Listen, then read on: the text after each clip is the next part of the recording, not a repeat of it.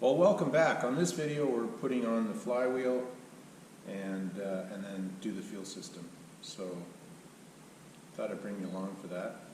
It's pretty straightforward, but the flywheels are really heavy.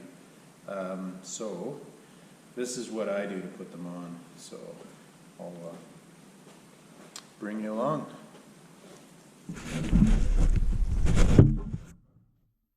So there it is, ready to go. And all I did for the flywheel was clean the facings on it, the crank, and the flywheel. This isn't going to be running a clutch, it's going to be running a rubber coupler, so I don't really have to clean it up. I'll do a little cleanup when it's on the engine, but this is off of a Barco loader, so this is an industrial flywheel, and I think it can be used as an automotive one as well. But this is the clutch mechanism that went on it. It's just a spring unit to run the hydraulic pumps. So that's what was on it, and we'll make it work with the Ingersoll Rand compressor. That should be a challenge.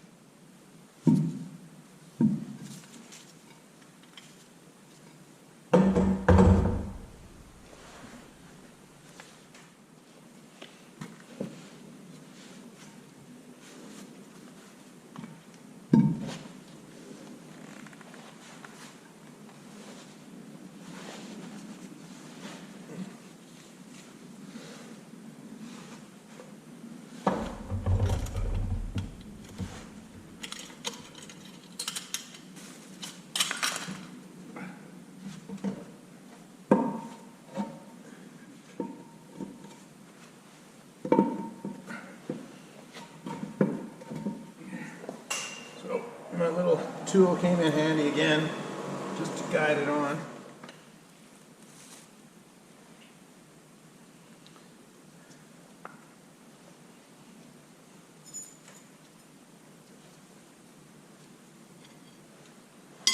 So here's the scuff plate they use.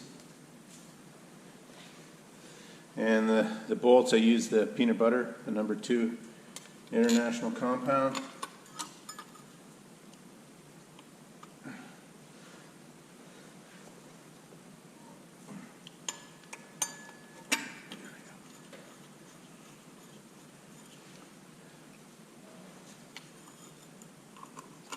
There's no reference for foot-pound torque setting in the manual.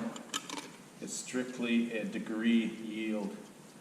You torque them to 50 foot-pounds, and then you go to 30, 60, 90, and 120 degrees to get the correct torque.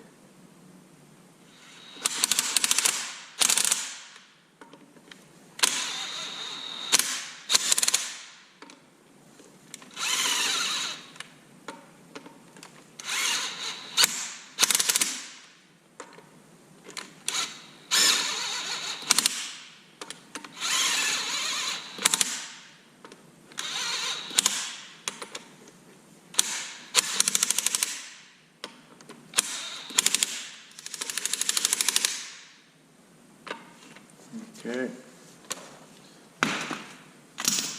Go double check one.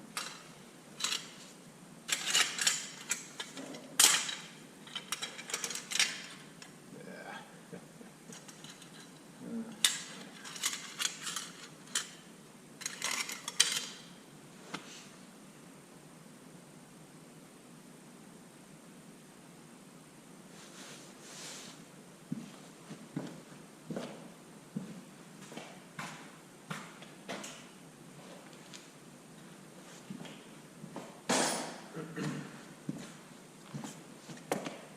About 160.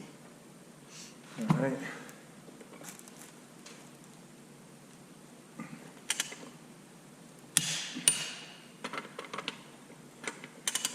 This is never going to come off at 160.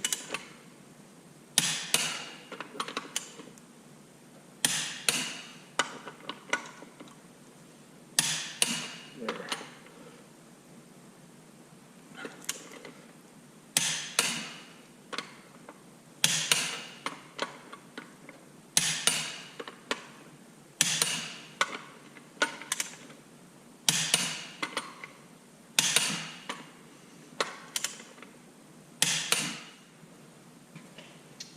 So that came out to close to 160.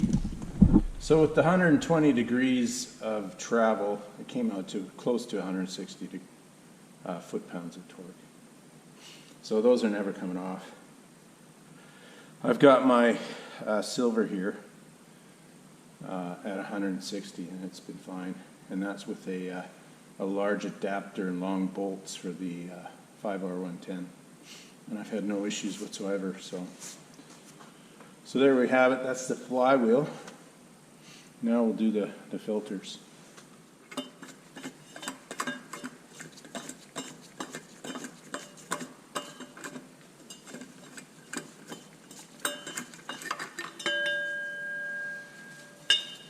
So they're already cleaned and ready for new filters.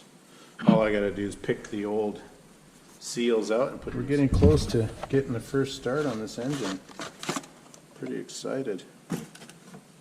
So there's a primary. This one here is, from what I can tell, 20 microns or 25 microns.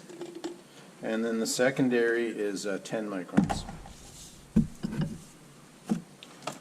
And that's more than enough for these old injectors and fuel pumps. And here's the seal kit that comes with it. And we'll put that on. I'll just go pick the old ones out. Pull the old gasket out. Just put the filter on. Being I'm going to prime the system, I don't need to fill these filters. You put them on, and then you don't have to prime the system.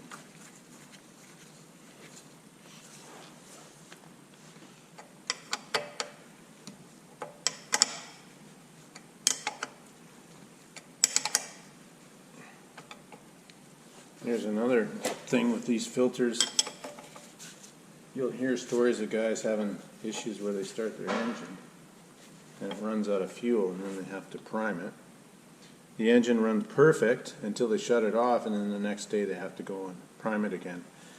And usually the reason for that is on the suction side, you get air in here. If one of these fittings is not quite airtight, you'll get air into the system. And then that's why you have to re-bleed the system. So as long as these are airtight, they won't leak. That's why I replaced the seal. It's pretty important.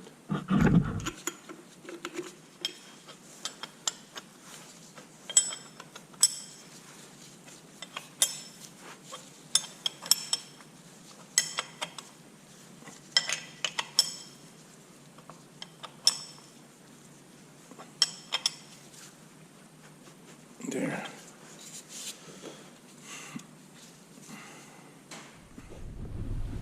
So now I'm going to prime the fuel system, prime and flush it. And with any luck, I got this on, the hoses on the correct way. So take a guess on that. I'll bring it back when I get the pump off.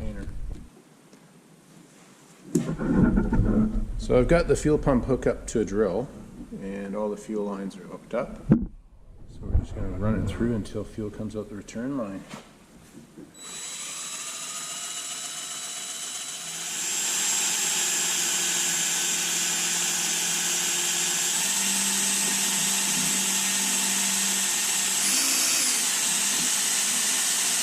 All right, it's primed.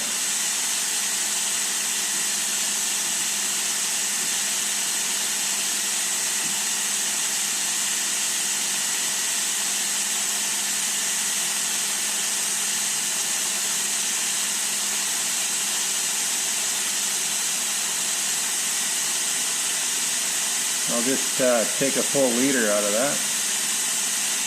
There we go.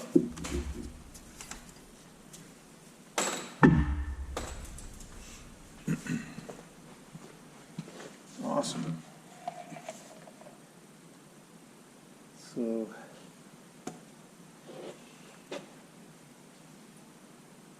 it's a little bit milky, but that's okay. There's a bit of air in it. I'll flush it some more.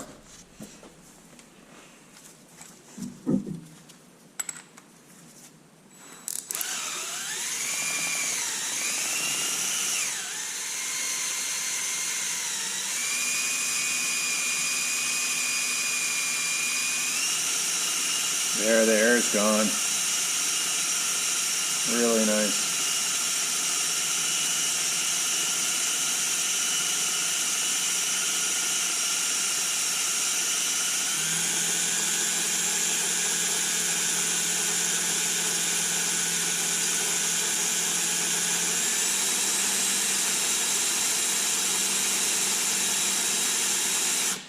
There.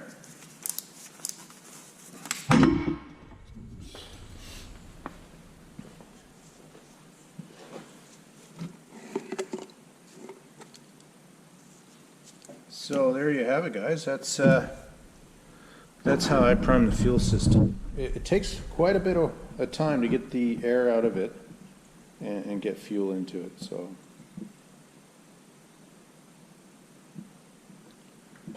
now I'll put the fuel pump back on and torque the starter down, hook up the coolant system on it. I still have to get a fan belt for it. So I've got a fan belt here. I'll cut to length and then take it down to the store and get one.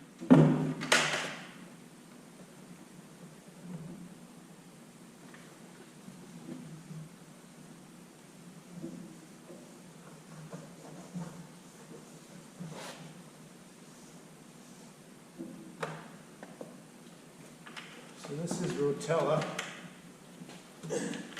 T1, 40 weight, straight weight. I run that year round.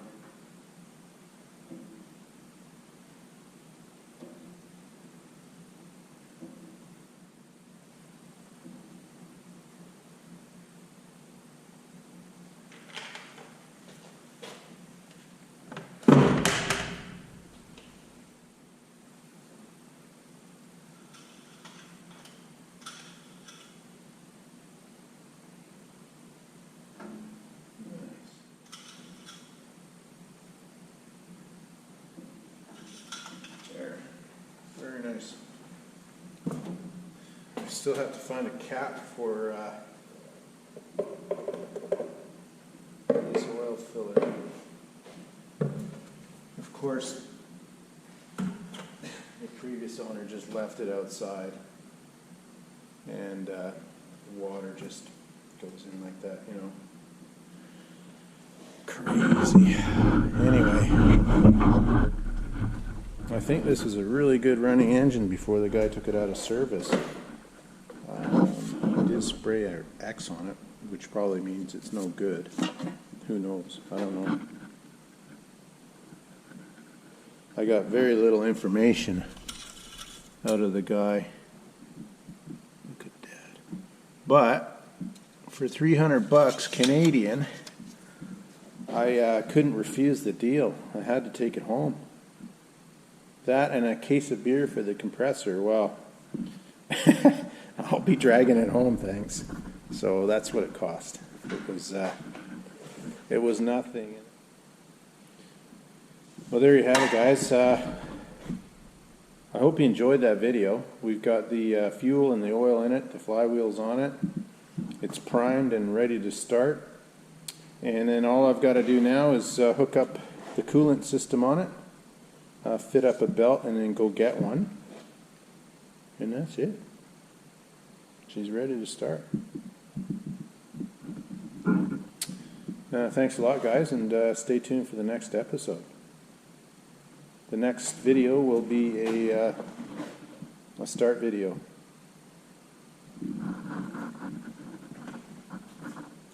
And Jimmy gets to talk after probably 20-something years of being silent.